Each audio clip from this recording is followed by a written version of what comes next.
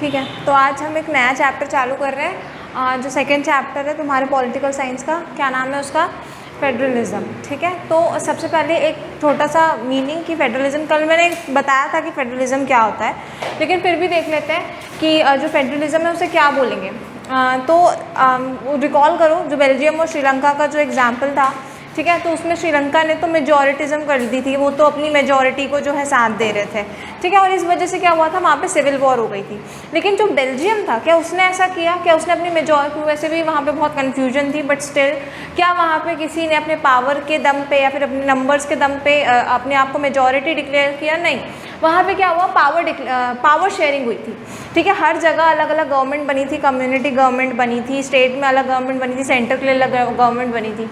तो इस तरीके से क्या था, एक पावर को शेयर किया था बहुत अच्छी तरीके से हर जगह पे, है ना। तो ये जो पावर शेयरिंग है, डिफरेंट लेवल्स ऑफ गवर्नमेंट, जब जो वर्टिकल शेयरिंग अपन ने कल देखी थी पिछले वाले चैप्टर में, जो वर्टिकल शेयरिंग थी, स्टेट गवर्नमेंट को, सेंट्रल गवर्नमेंट के पास ultimate power, and then state government के पास थोड़े और पावर, मतलब थोड़े और इन द सेंस कुछ पावर है, सेंट्रल जितने नहीं है, एंड देन लोकल गवर्नमेंट उसके पास भी कुछ पावर है, स्टेट जितने नहीं है। तो ये जो वर्टिकल डिवीजन है पावर की, ठीक है, इसे क्या बोल रहे हैं हम? फेडरलिज्म बोल रहे हैं। ठीक है, साथ ही में जो बहुत सारे कंट्रीज़ जो हैं, क्या बोलते हैं, जब साथ में कंट्रीज़ बोल सकती हूँ, जैसे यूएसए हो गया, ठीक है, जो भी ये सुनते हैं ना अपन, United Kingdom of this and United Kingdom of that, मतलब वो क्या हो रहा है, ये लोग यूनाइट हुए हैं, ये लोग अलग अलग कंट्रीज थी इनको, लेकिन ये अपने आप को संभाल नहीं पा रही थी, छोटी छोटी वो बनकर, तो इन्होंने क्या सोचा, हम कंबाइन हो जाते हैं, फिर ये लोग कंबाइन हो जाती है, फिर एक बड़ी कंट्री फॉर्म करती है। जैसे ये बड़ी कंट्री फॉर्म करती है, इनके पास सब कुछ आ जाता है, नंबर आ जाते हैं लोगों का, नंबर इन द सेंस बहुत सारी मेजॉरिटी हो जाती है लोगों की, ठीक है, क्या बोलते हैं, अच्छे पैसे हो जाते हैं, अच्छी सिक्योर, अब वो लोग अपने देश को सिक्योर कर सकते हैं। समझ में आया? तो ये जब बहुत सारी कंट्री साथ में आके जुड़ जाती है, तो वो भी क्या है, एक फेडरलिज्म की वो मतलब एग्जाम्पल है। क्यों? क्योंकि वहाँ पे सारी कंट्रियों को इक्वल पावर्स मिलेंगी। ठीक है, इंडिया जो है वो भी एक फेडरल कंट्री है। क्यों? ये फेडरल कंट्री ऐसे है कि यहाँ पे बहुत अलग अलग डिविजन्स हैं, यहाँ महाराष्ट्र हो गया, राजस्थान हो गई, यहाँ मध्य प्रदेश हो गई, तो यहाँ पे बहुत अलग अलग डिविजन्स हैं, और हर अलग अलग डिवीजन मतलब हर स्टेट को जो है अपनी पावर्स मिली हुई है। तो ये क्या है, ये भी एक फेडरलिज्म की ही क्या बोलते हैं एग्जाम्पल है। ठीक है, तो वो जो है, जो मैंने यूएसए और इन सब का वो एग्जाम्पल बताया, उसे क्या बोलते हैं, कमिंग फॉरवर्ड फेडरलिज्म। मैं नाम भूल गई उसको, ऐसे ही कुछ बोलते हैं, ठीक है, कमिंग फॉरवर्ड फेडरलिज्म। ठीक है, तो इसका मतलब क्या है कि ये लोग साथ में मतलब साथ में आए हैं कि हाँ हम चलो एक फेडरल कंट्री बनाते हैं एज इन टोटल। लेकिन इंडिया क्या होल्डिंग टुगेदर, और इंडिया को क्या बोलते हैं? इंडिया को ही होल्डिंग टुगेदर बोलते हैं, उनको बोलते हैं कमिंग टुगेदर। हाँ, तो वो जो है, जो यूएसए मैंने एग्जांपल बताया, उसे बोलते हैं कमिंग टुगेदर। और इंडिया जैसी जो कंट्री है, जो कि हमेशा से इंडिया ही थी, वो कभी ऐसा तो हुआ नहीं महाराष्ट्र और राजस्थान साथ में आए कि चलो हमें कंट्री बनाते हैं, ऐसा नहीं हुआ। हमने अपने आप ही अपने देश को इतने सारे भागों में बांटा, according to language, according to culture. तो उससे क्या हुआ, ये जब बट गई तो अब हम लोगों को अच्छे से एडमिनिस्टर कर सकते हैं। ठीक है, और हम इसे फेडरलिज्म क्यों बोल रहे हैं, यहाँ तो अलग अलग कंट्री साथ में आई नहीं है, इसे फेडरलिज्म इसलिए बोला जा रहा है क्योंकि जितने डिवीजन्स हमने किए हैं, वहाँ पे स्टेट्स को अलग अलग पावर दी जा रही है, उनके इंडिपेंडेंट पावर है। हमारे कॉन्स्टिट्यूशन में कुछ पावर स्टेट की है कि भाई इन पे जितने डिसीजंस लेने स्टेट गवर्नमेंट लेगी, इसमें जितने डिसीजन ये सेंट्रल गवर्नमेंट लेगी, तो भाई पावर मिला है ना स्टेट गवर्नमेंट को, इसलिए इसे क्या बोलते हैं, होल्डिंग टुगेदर फेडरलिज्म। ठीक है, regional government was given constitution power. तो कॉन्स्टिट्यूशन के द्वारा क्या, रीजनल का समझ रहे हो ना, स्टेट गवर्नमेंट्स या लोकल गवर्नमेंट्स को पावर दी गई है। ठीक है, और अब फेडरल वर्सेस यूनिटरी गवर्नमेंट की बात हो रही है। ठीक है, तो फेडरल कंट्री क्या होती है, मैंने तुम लोग को समझाया कि दो तरह की फेडरल कंट्रीज होती हैं, कमिंग टुगेदर, होल्डिंग टुगेदर, और उसका मतलब भी समझा दिया, फेडरलिज्म का मतलब भी समझा दिया कि जैसे अपन पावर को बांटते हैं, हर सबको अपना अपना पावर मिला रहता है। ठीक है, तो दैट इज फेडरलिज्म, ये वर्टिकल पावर जो शेयर हो रही है। ठीक है, अब ये यूनिटरी गवर्नमेंट क्या होती है, यूनिटरी गवर्नमेंट वो होती है जहाँ पे सारा पावर किसको मिला होता है, सेंट्रल गवर्नमेंट को मिला होता है। ठीक है, अगर मतलब ये समझ लो कि वो दिल्ली में अपनी सेंट्रल गवर्नमेंट है, उसी को हमने सारी पावर दे दी। मध्य प्रदेश के गवर्नमेंट के पास कोई पावर नहीं है, महाराष्ट्र के गवर्नमेंट के पास कोई पावर नहीं है। ठीक है, तो क्या होगा, अल्टीमेट पावर अगर सेंट्रल गवर्नमेंट के पास है, मतलब सारी पावर्स अगर सेंट्रल गवर्नमेंट के पास है, तो फिर क्या, उसे हम क्या बोलेंगे, यूनिटरी गवर्नमेंट बोलेंगे। ठीक है, लेकिन इंडिया जैसा देश ऐसे चल नहीं सकता, ठीक है, इंडिया जैसा देश ऐसे चल नहीं सकता, क्योंकि एक बंदा जो सेंटर में बैठा हुआ है वो पूरे देश को नहीं देख सकता। वो वैसे इंडिया है भी नहीं, India is a federal country, but मैं कह रही हूँ कि यूनिटरी गवर्नमेंट क्या होती है, जब सेंटर के पास पूरा पावर होता है। ठीक है, तो ये इंट्रोडक्शन लिख लो।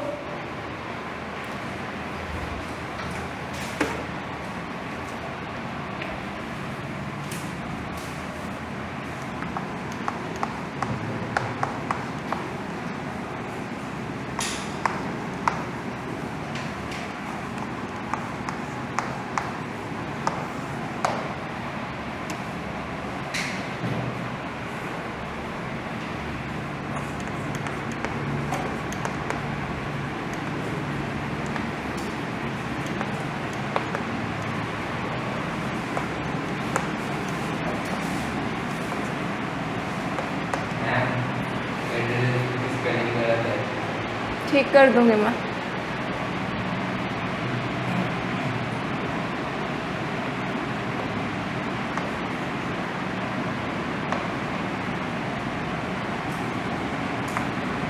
क्या है स्पेलिंग? ई है ना बस वहाँ पर, ठीक है।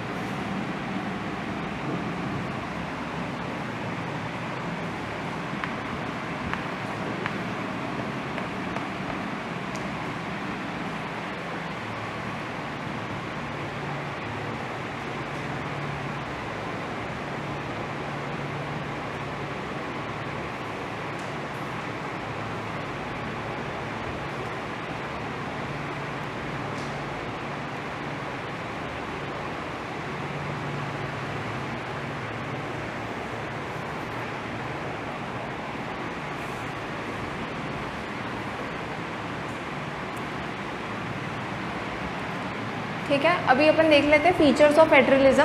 ठीक है, कि एक फेडरल कंट्री में या फिर किसी भी ऐसे कंट्री में जहाँ पे ये सिस्टम चल रहा है, एक फेडरल फॉर्म ऑफ गवर्नमेंट उन्होंने मेंटेन करके रखी है, तो वहाँ पे जो है क्या क्या चीज़ें हो रही हैं हम वो देख लेते हैं।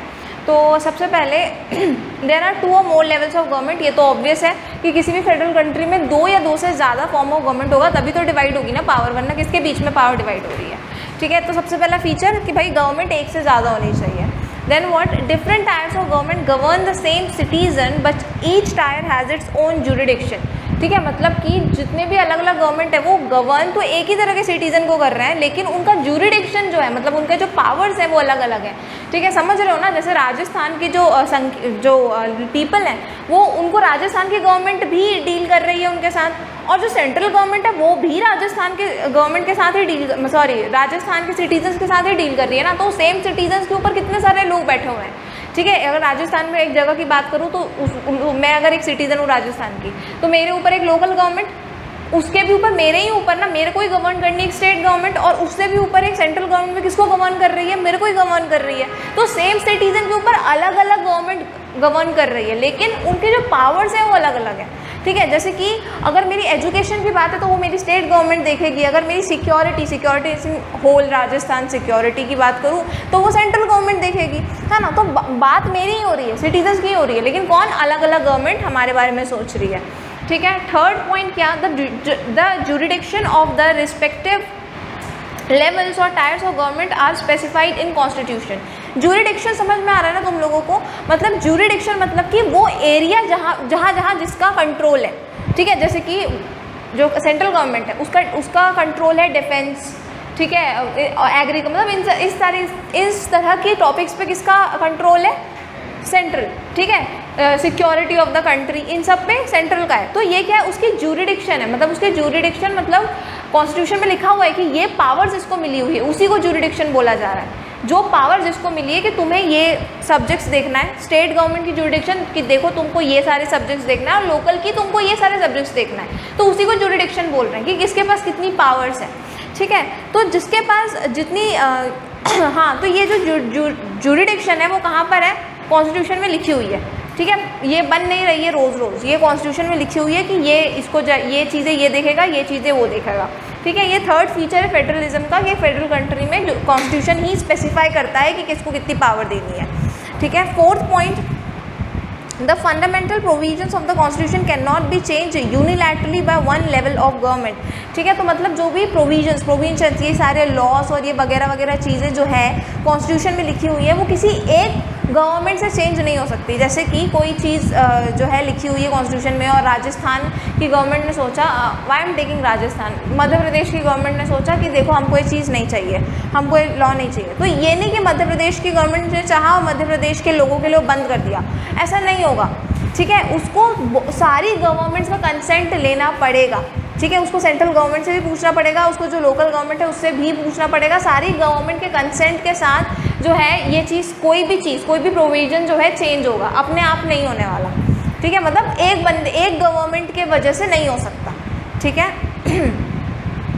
Courts have the power to interpret the constitution and the power of different level of government, it act as an umpire. ठीक है, तो मतलब ये समझ में आ गया कि जो सुप्रीम कोर्ट होता है या हाई कोर्ट होता है या लोकल कोर्ट्स जो भी होते हैं, जितने भी कोर्ट्स होते हैं वो क्या है, वो एक एम्पायर की तरह काम कर रहे हैं। ठीक है, कि अगर किसी ने किसी भी लेजिस्लेचर, एग्जीक्यूटिव या किसी ने भी कोई भी गलती करी है तो उसको कौन देखेगा, जो कोर्ट है वो देखेगा। ठीक है, कोर्ट उसको वो करेगा, उसकी अगर किसी ने गलत किया है तो उसको पनिशमेंट देगा, या जो भी है, तो अगर किसी ने गलत किया तो उसको पनिशमेंट देगा। ठीक है, अगर किसी की गलती नहीं है तो उसको छोड़ देगा। तो जो भी है, तो ये सारा काम कौन कर रहा है, कोर्ट कर रहा है। कोर्ट ही देखा जाए तो कॉन्स्टिट्यूशन का रखवाला है। ठीक है, क्योंकि कोर्ट जो है अगर कॉन्स्टिट्यूशन के कुछ भी कॉन्स्टिट्यूशन के खिलाफ होता है तो जो कोर्ट है वो इसका जिम्मेदार है कि अब मुझे जो है आगे बढ़ के वापस कॉन्स्टिट्यूशन को ठीक करना है। अगर किसी बंदी या गवर्नमेंट ने कॉन्स्टिट्यूशन के खिलाफ कोई भी काम किया है तो वो कोर्ट की जिम्मेदारी है अब कि उसको वापस ठीक करें।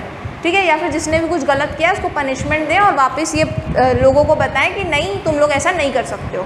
ठीक है, तो जो कॉन्स्टिट्यूशन का रखवाला है वो कौन है, सुप्रीम कोर्ट है। ठीक है, तो आगे देखते हैं। Source of revenue for each level of government are clearly specified to ensure it financial autonomy, ठीक है। तो सोर्स ऑफ रेवेन्यू, ठीक है, मतलब जो हमारे जो टैक्सेस से जो पैसा जा रहा है गवर्नमेंट को, तो वो किसको कितना जाएगा, ठीक है, वो भी कॉन्स्टिट्यूशन में लिखा हुआ है कितना जाएगा। मतलब कि जो इस यहाँ से जितने टैक्स तुम्हें मिल रहे हैं वो सेंट्रल गवर्नमेंट को जाएगा, ये वाले जितने टैक्स है वो स्टेट गवर्नमेंट को जाएगा। तो इस तरीके से जहाँ से टैक्स आ रहा है, सिर्फ हम जो अपनी इनकम का टैक्स दे रहे हैं सिर्फ वही टैक्स नहीं होता है, हम हर जगह टैक्स दे रहे हैं, ठीक है। हम हर प्रोडक्ट खरीदने में, हम अगर कोई प्रोडक्ट खरीद रहे हैं डीवी मॉल में जाके, तो उसमें भी गवर्नमेंट का टैक्स तो कट ही जा रहा है, गवर्नमेंट को कुछ लेवल ऑफ टैक्स तो जा ही रहा है। तो हम हर चीज़ में टैक्स पे कर रहे हैं। हम रोड चलाए, वो जो रोड्स यूज़ कर रहे हैं, हम कहीं पे टोल देते हैं, कुछ भी, तो हम कुछ भी इवन सब्जियां तक खरीद रहे हैं ना, हमारा टैक्स कट रहा है, ठीक है। सिर्फ ये नहीं कि हम जो अपनी सैलरी से जो टैक्स पे कर रहे हैं वही टैक्स होता है, हम हर जगह से टैक्स पे कर रहे हैं। तो ये जो कहाँ का टैक्स किस किस को जाने वाला है, ये सारी चीज़ें भी किसने लिख के रखी है, कॉन्स्टिट्यूशन में लिख के रखी है कि यहाँ जितने भी सोर्सेज ऑफ रेवेन्यू हैं वो अपने सेंट्रल को जाएंगे और ये जितने भी सोर्सेज ऑफ रेवेन्यू हैं वो स्टेट को जाएंगे। तो ये भी एक फीचर है फेडरल कंट्री का, फेडरलिज्म का, ठीक है। द फेडरल सिस्टम दस हैज़ डुअल ऑब्जेक्टिव्स, ठीक है। अब हम ऑब्जेक्टिव देख लेते हैं कि एक फेडरल कंट्री का, एक फेडरल सिस्टम का दो मेन ऑब्जेक्टिव्स होते हैं। पहला, to safeguard and promote unity of country, ठीक है। उनको क्या चाहिए कि जो कंट्री की यूनिटी है वो मेंटेन रहे, ठीक है। हमने देखा कि अगर कमिंग टुगेदर में भी देखें तो ये सारे लोग क्या चाहते हैं कि भाई हम एक यूनिफाई कंट्री बन के रहें, यूनिफाई कंट्री बन के रहेंगे, खुश रहेंगे, क्योंकि अकेले हम अपनी कंट्री को प्रोटेक्ट नहीं कर सकते हैं। हम साथ में रहेंगे, हमारे पास ग्रेटर फोर्स रहेगी तो हम अपनी कंट्री को प्रोटेक्ट कर सकते हैं। तो सबसे पहला पॉइंट तो उसका यही है कि भाई यूनिटी मेंटेन होनी चाहिए। अब मैं कमिंग टुगेदर क्या, होल्डिंग टुगेदर, जैसे इंडिया जैसी कंट्रीज़ की भी बात करूँ मैं, तो हम यही चाहते हैं ना यूनिटी मेंटेन रहे। इतने डिवीजन्स है इंडिया में, अगर हमने यूनिटी मेंटेन नहीं रखी, I think federalism is the best system we can handle, क्योंकि फेडरलिज्म के कारण सारे जो लोग हैं वो खुश हैं कि भाई हमको पावर मिली हुई है। वरना यहाँ पे हर 10 लोग में कोई बंदा ऑफेंड हो जाएगा अगर फेडरल सिस्टम नहीं होता। तो मैं कह रही हूँ अभी भी हो ही रहे हैं, बट और ज़्यादा हो जाते हैं, ठीक है। सबसे पहले unity is the first objective एक फेडरल सिस्टम का। सेकेंड क्या है, ठीक है, regional diversity, to accommodate regional diversity, ठीक है। रीजनल डाइवर्सिटी अकोमोडेट करना मतलब कि जो डिफरेंसेस हैं जो लोगों के बीच में, उसके होते हुए भी जो लोग हैं वो एक दूसरे से लड़े भिड़े नहीं, ठीक है। जो रीजनल डाइवर्सिटी, जो वो मतलब जो कल्चर का जो डिफरेंस है, लैंग्वेज का जो डिफरेंस है, वो मेंटेन करते हुए लोगों में यूनिटी रखना। और ये मेंटेन क्यों करते हुए, क्योंकि ये कहीं ना कहीं हमारे देश की ब्यूटी है। किसी भी देश की ब्यूटी, अगर वहाँ पे बहुत सारी लैंग्वेजेस बोली जा रही हैं या वहाँ पे अलग अलग कल्चर के लोग हैं, अलग अलग रिलीजन के लोग हैं, तो ये वहाँ की ब्यूटी है, ठीक है। उसको मिटाकर यूनिटी मेंटेन करना कोई है ना, कोई सुझाव नहीं है, कोई सोल्यूशन नहीं है, ठीक है। वो लोगों को भी ऑफेंड करेगा और दूसरी चीज़, उससे तुम्हारी जो हिस्ट्री है वो भी ख़त्म हो जाएगी। तो रीजनल डाइवर्सिटी, अपनी डाइवर्सिटी को मेंटेन करते हुए भी एक लोगों को खुश रखना is the second objective of federal system, ठीक है। तो ये लिख लो, फीचर्स ऑफ फेडरलिज्म।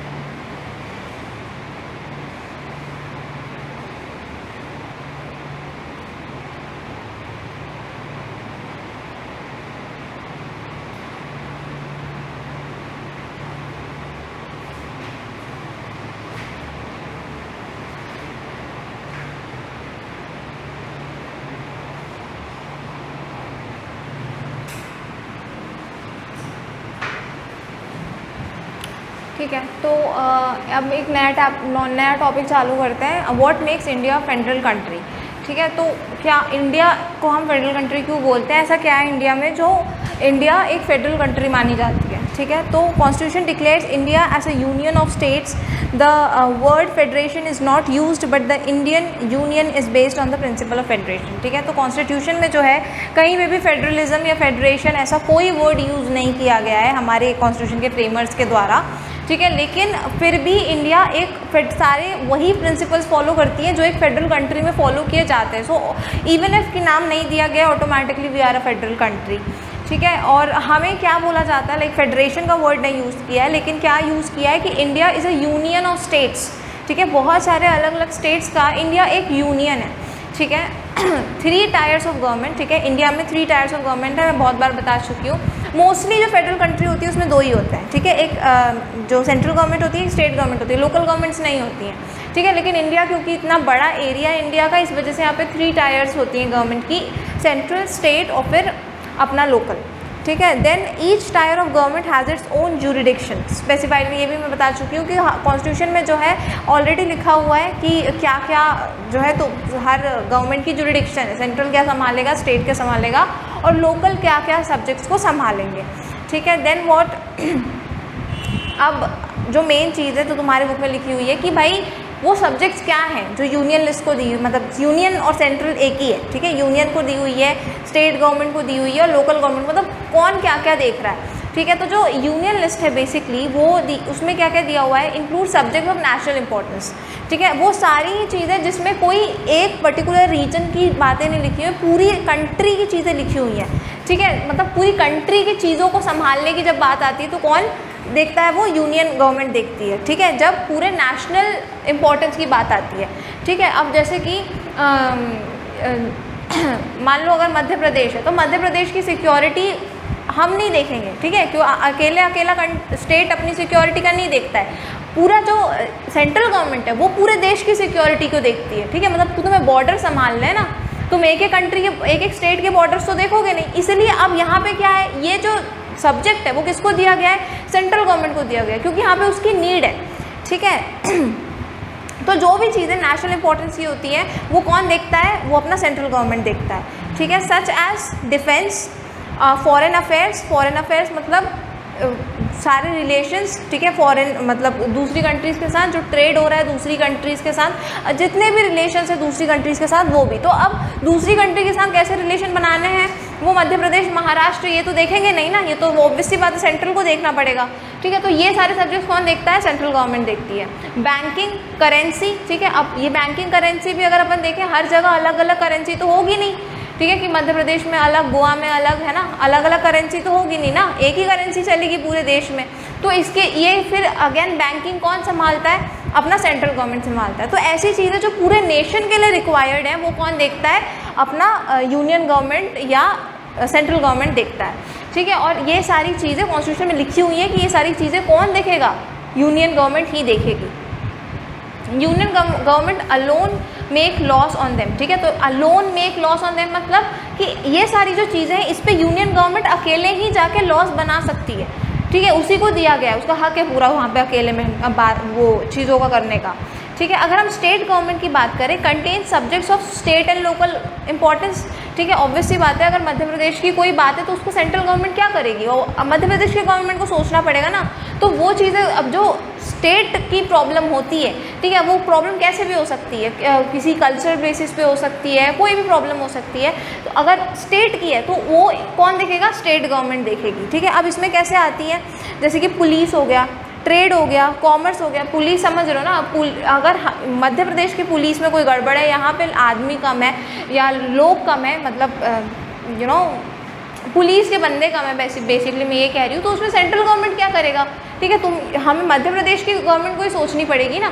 ठीक है, तो वही चीज़ है कि ये सारी चीज़ें कौन देखता है, स्टेट गवर्नमेंट देखता है। क्या पुलिस मध्य प्रदेश में बिजनेस कैसा हो रहा है, ट्रेड कहाँ कहाँ हो रहा है, क्या क्या चीज़ें ओपन करनी है, क्या क्या चीज़ें बंद करनी है, ये सारी चीज़ें कौन देखेगा। ये ट्रेड की चीज़ें भी कौन देखेगा, ट्रेड, कॉमर्स, ये सब भी कौन देखेगा, स्टेट लिस्ट देखेगा। ठीक है, और इन सारे सब्जेक्ट्स पे ऐसे बहुत सारे सब्जेक्ट्स हैं। जो यूनियन लिस्ट है उसको 97 सब्जेक्ट्स मिले हुए हैं कॉन्स्टिट्यूशन के द्वारा। स्टेट लिस्ट जो है उनको 60 कुछ मिले हुए हैं सब्जेक्ट्स देखने के लिए, ऑर्डर्स करने के, उस पर लॉज बनाने के लिए, ठीक है। तो ये इतने सारे सब्जेक्ट्स पे किसका हक है? स्टेट लिस्ट का हक है कि हाँ वो उस पर अकेले ही लॉज बना सकते हैं, ठीक है। अब कॉन्करेंट लिस्ट होती है। अच्छा, कॉन्करेंट लिस्ट क्या होती है? कॉन्करेंट लिस्ट वो लिस्ट होती है जिसमें उस तरह के सब्जेक्ट्स होते हैं जिन पे दोनों ही गवर्नमेंट लॉज बना सकती है, ठीक है, दोनों ही गवर्नमेंट उसको देख सकती हैं। जैसे उसका सबसे बड़ा एग्जांपल है एजुकेशन। एक सेंट्रल गवर्नमेंट है CBSE, जो मतलब सेंट्रल गवर्नमेंट CBSE जो पूरी इंडिया में चलती है, और जो एक है जो हर जगह का होता है, हर स्टेट का होता है, ठीक है, Maharashtra board, Bihar board, Madhya Pradesh board, है ना। तो ये क्या है? एजुकेशन है। ये एजुकेशन वाला जो सब्जेक्ट है इस पर दोनों ही देख रहे हैं ना, सेंट्रल गवर्नमेंट भी देख रही है और अपना स्टेट गवर्नमेंट भी देख रही है। तो यहाँ पे क्या हो रहा है? ये सब्जेक्ट कहाँ आएगा? कॉन्करेंट लिस्ट में आएगा। वो सारी चीज़ें जिन पे दोनों ही काम कर सकते हैं वो चीज़ें किस में आती हैं? कॉन्करेंट लिस्ट में आती हैं। अच्छा, और अगर कभी भी ऐसा हो जाए जब दोनों ही गवर्नमेंट की कोई चीज़ें एक दूसरे को कॉन्ट्राडिक्ट कर रही हो, ठीक है, कि जो सेंट्रल का है उसको कुछ और थिंकिंग है और यूनियन जो स्टेट का है उसको कुछ और थिंकिंग है, ये कॉन्करेंट लिस्ट के सब्जेक्ट्स पे, तो क्या होगा? ये दोनों में से किसको ज़्यादा इंपॉर्टेंस दी जाएगी? यूनियन गवर्नमेंट को ज़्यादा इंपॉर्टेंस दी जाएगी, उसकी बातों पे ज़्यादा इंपॉर्टेंस दी जाएगी, वो जो लॉ बनाएगा उस पर ज़्यादा इंपॉर्टेंस दी जाएगी। ऑल्दो ये इतना कोई होता नहीं है, लेकिन मैं फिर भी बता रही हूँ कि अगर कभी ऐसा हुआ तो किसको इंपॉर्टेंस मिलेगी? यूनियन लिस्ट के लॉस को या यूनियन लिस्ट के यूनियन गवर्नमेंट के डिसीजन को ज़्यादा इंपॉर्टेंस मिलेगी, ठीक है। तो वही include subjects of common interest of both the union state government. ऐसे सब्जेक्ट्स हैं कॉन्करेंट लिस्ट में जो कि दोनों के ही काम के हैं, ठीक है, दोनों मतलब यूनियन के काम के भी हैं और स्टेट के काम के भी हैं। Such as education, forest, trade, union, marriage, adoption, etcetera. तो ये सारे जो कुछ चीज़ें हैं वो दोनों ही लोग देखते हैं, कौन? स्टेट और अपना यूनियन, ठीक है। Both union state government can make loss on these subject. In case of conflict loss made by union government will prevail, ठीक है। तो ये लिखवा देती हूँ मैं।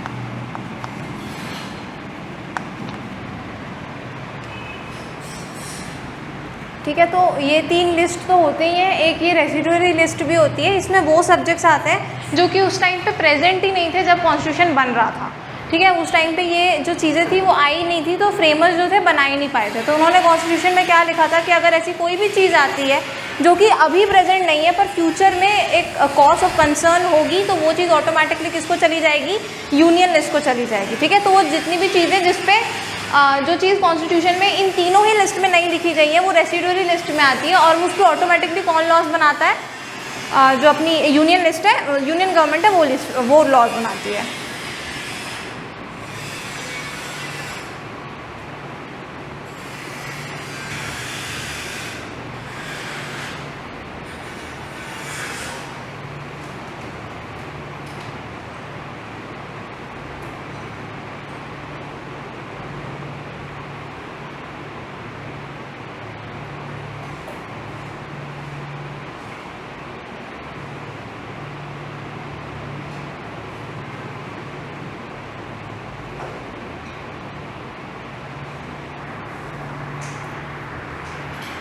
ठीक है, तो आज के लिए इतना ही, फिर अपन अगली क्लास में पढ़ेंगे।